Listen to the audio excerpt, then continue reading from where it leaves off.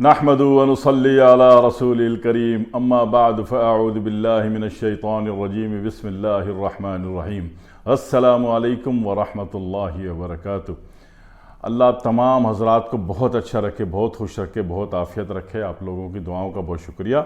और आज मुझे बात करनी है स्लीप एपनिया के ऊपर। स्लीप एपनिया की जो कंप्लेन है, शिकायत है, ये पहले पूरी दुनिया में दीगर साइडों में होती थी, पाकिस्तान में इतनी नहीं थी, हमारे मुल्कों में इतनी नहीं थी। लेकिन अब ये है कि अब यहाँ भी ये कैफियत, ये अलामात, ये हालात पैदा हो गए। ठीक है जी। स्लीप एपनिया आपको डॉक्टर साहब बताते हैं कि जी आपको स्लीप एपनिया हो गया है। डॉक्टर साहब कब बताते हैं आपको कि आपको स्लीप एपनिया हो गया है?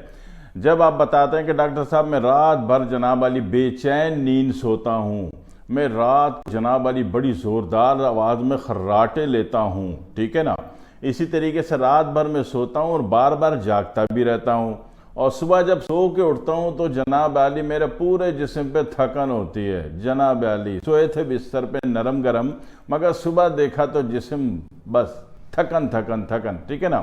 तो वो उस नींद का जो रिलैक्स है वो नसीब नहीं हो रहा। और नींद का रिलैक्स होगा कैसे जनाब वाली? वो आप रात को 21 मरतबा तो सो के उठे बीच में, तो रिलैक्स कहाँ से आएगा, है ना। एक कंटिन्यू जनाब वाली आपकी गाड़ी जाती है, जनाब वाली एक्सप्रेस, वो यहाँ से गई सीधा पहले मुल्तान, फिर लाहौर, फिर इस्लामाबाद, तो बड़ा मज़ा आता है ना ऐसी गाड़ी में, है ना। अब जो गाड़ी हर छोटे मोटे लोकल स्टेशन पर रुक रुक के जाते हो तो आप ज़िंदगी से बेजार होते हो। कहते थे हुण छड़ दे बेगा मोड़ ते ट्रेन तो जाना नहीं, होता भाई जहाज तो जाना, है ना, ऐसा। तो इस तरीके से यही नींद का मसला होता है कि नींद जो है आपकी वो जनाब सीधा फिलो में नहीं गई, वो जनाब वाली रात को 8-10 दफ़ा आप उठे, ठीक है, और खर्राटे आपको अलग आ रहे हैं। इसकी अलामात को आप काउंट कर लें, क्योंकि जब आप अपने मुआलिज को बताएंगे तो उन्होंने स्लीप एपनिया फरमा देना है और आपने परेशान नहीं होना है। वजूहात जमा कर लें कि सबसे पहले रात को नींद अच्छी नहीं आएगी, उसके बाद गर्दन मोटी होगी आपकी, हाँ जी, गर्दन बड़ी मोटी होगी, ठीक है ना, और इसमें भी मस्कुलर पेन भी आएगा जी। अपने तकिए भी ज़रा लेवल पे करें, ना बहुत ऊंचा हो, ना बहुत सख्त हो, ना बहुत पतला हो, ये गर्दन को सीधा रखें, मस्कुलर को संभालें, ठीक है जी। दूसरी बात यह है कि खर्राटे भी लेते होंगे आप, स्लीप एपनिया की बात कर रहा हूँ।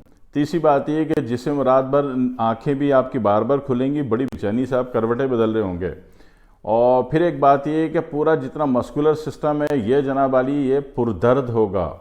और फिर जनाब वाली इन कैफियत और हालात में जब बेसकूनी की कैफियत ऐसी रहती है तो फिर जिस्म भारी और बेडौल होना शुरू हो जाता है, ठीक है जी। निचले पाँव अक्सर औकात वो कॉपरेशन उनका नहीं बनता, चलते वक्त उनकी टाइमिंग स्लो पड़ती है और अक्सर औकात उनमें सूजन वरम की कैफियत आती है। अक्सर औकात इसी स्लीप एपनिया की वजह से फील पा की भी कैफियत हो जाती है।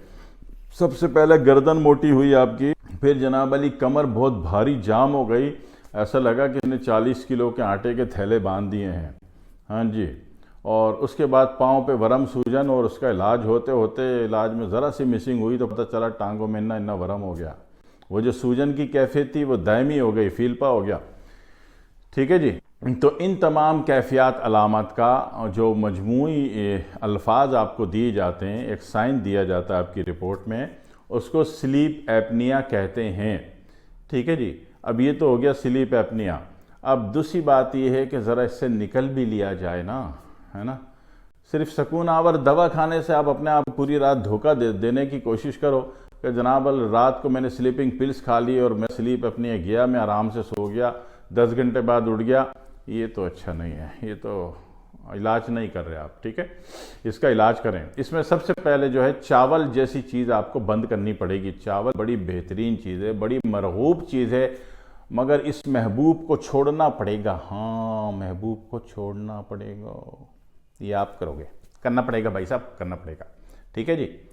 चावल आप छोड़ेंगे, जितनी भी मैदे से बनी हुई चीज़ें जो बलगम पैदा करती हैं, ये सारी चीज़ें आप बंद करेंगे।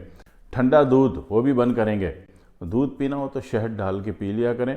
दूध चीनी में डाल के अगर पी रहे हैं तो आप अपनी ज़ात को बदतरीन नुकसान में डालने की नाकाम अच्छी कोशिश कर रहे हैं, ठीक है ना। तो ये कोशिश कर लीजिए कि दूध में चीनी नहीं डालनी है, हाँ जी, गुड़ डाल के पी लें, शहद डाल के पी लें, ठीक है ना, चीनी नहीं डालनी कभी भी नहीं। बलगम दर बलगम दोनों बलगमी कैफियतें, दोनों का जो रिएक्शन है वो इतनी बड़ी बम्बारमेंट करेगा बॉडी के अंदर कि बलगमी बलगम पैदा हो रहा होगा पूरी बॉडी में।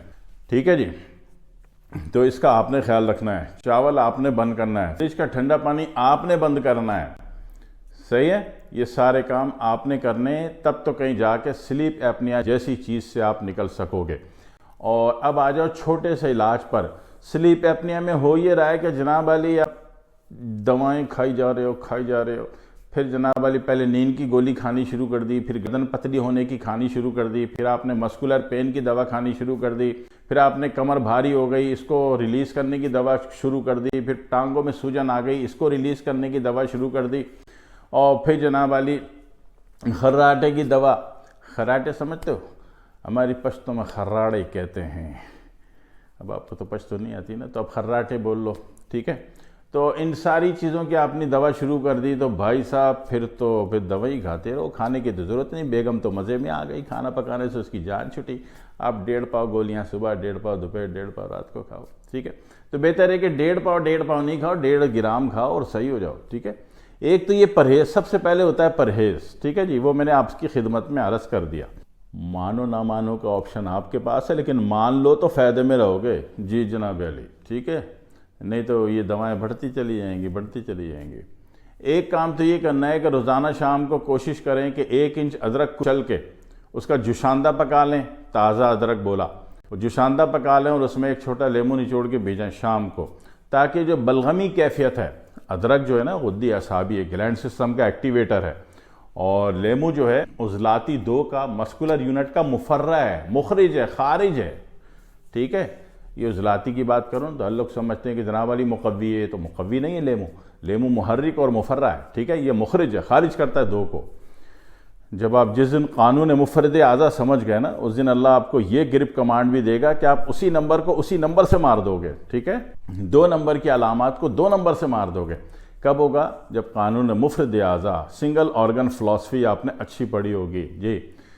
तो 2 नंबर की बुराइयों को, पकड़ को, जकड़न को, ब्लॉकेज को 2 नंबर से ही खोलना हो तो वहाँ पे लेमू काम करता है, वहाँ पे तुलसी काम करती है, वहाँ पे ताज़ा आंवला काम करता है। ठीक है, ये चीज़ें 2 मुफर्रा हैं। कितनी अजीब बात, 2 का इलाज 2 से, है ना। तो जिस दिन ये करने पर आ जाते हो ना, लोग आपको जादूगर कहते हैं कि जनाब इतनी बड़ी तकलीफ इतने अरसे से थी, धड़ करके 2 मिनट में गायब हो गई। तो गायब जब होगी जब कानून मुफरद आज़ा अच्छा समझाओ, एंटीडॉट अच्छा समझाओ। ठीक है, एक काम तो ये कर लिया आपने, अदरक का जुशांदा बनाया, लेमू डाला, पी लिया। दूसरा काम, रात सोते वक्त 1 चम्मच खसखस उबाल के पी लीजिए, बस हो गया काम आपका। ठीक है, स्लीप एपनिया इतनी पूरी दुनिया रो रही है, आप लोग जो मेरी ज़बान समझते हो आप नहीं रोगे इंशाल्लाह। ठीक है, अल्लाह के फजल से अच्छे हो जाओगे। दुआ में याद रखिएगा। वस्सलामु अलैकुम वरहमतुल्लाहि वबरकातुहू।